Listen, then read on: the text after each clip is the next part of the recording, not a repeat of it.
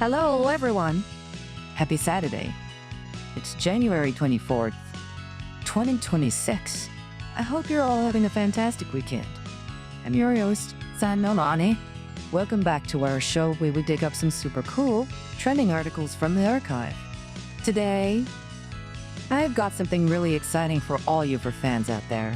It's going to make you want to put on a headset right now. Okay, let's jump right in. The title of today's paper is HCVR Scene Generation High Compatibility Virtual Reality Environment Generation for Extended Redirected Walking. And you can find it at this curl. From HCVR 679. Phew, that title is a mouthful, right? High Compatibility Virtual Reality Environment Generation for Extended Redirected Walking. It sounds super technical, but don't worry, I'm going to break it down for you. So, have you ever played a VR game where you can actually walk around? It feels amazing, right? Like you're really there. But then, bam, you walk 3 steps and hit your living room wall. Ouch. That totally ruins the immersion. This paper is trying to solve exactly that problem. It's about a new system called Hover. Basically, it helps generate for worlds that fit perfectly inside your real-world room, so you can walk around without bumping into your sofa or your cat. Here's the cool part. There's this technology called redirected walking. Forward. It's a clever trick where the VR headset slightly shifts the world around you. So you think you're walking a straight line in the game, but in reality, you're actually walking in a circle in your room? Sneaky, right? But usually, this only works if the virtual room and your real room are somewhat similar. If they're too different, you still end up crashing into things. That's where this paper comes in. The researchers created a system that uses AI. Specifically large language models like the ones we chat with, to design the VR room specifically for your space. It uses a special score called ENIC to measure how well the virtual room fits your real room. Then, it arranges the furniture and walls in the game so that the redirected walking trick works perfectly. It's like having a digital interior designer who knows exactly where your coffee table is. Now, you might be thinking, San Nolani, that sounds cool. But what can we actually use this for?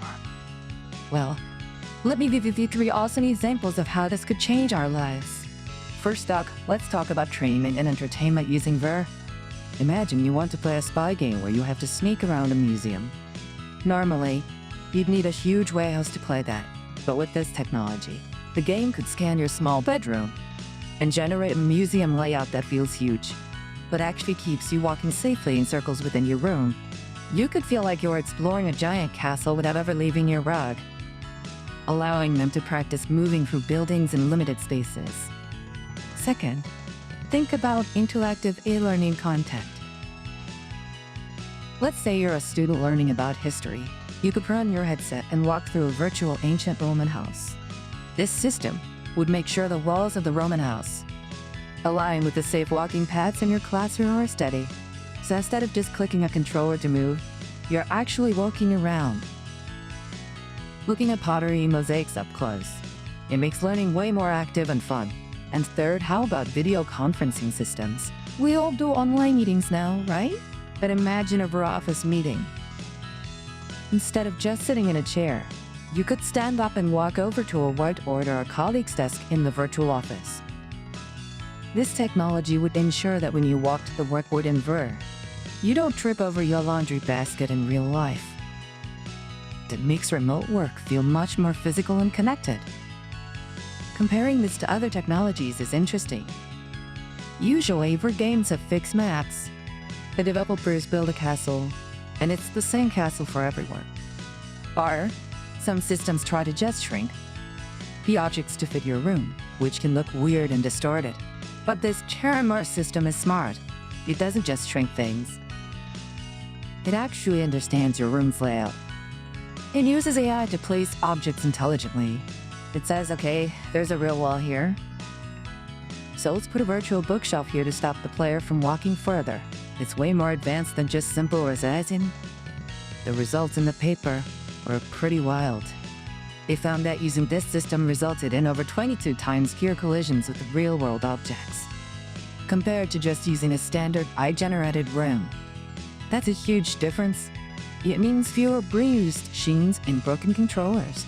So in summary, this paper is all about making us safer and more immersive by using smart AI to build worlds that fit our physical reality. It's like magic, but it's math and computer science. That's it for today's deep dive. I hope you found it as fascinating as I did. It's getting better and better every day. Thanks for listening to Sannal Enni's radio show. See you next time. Bye-bye.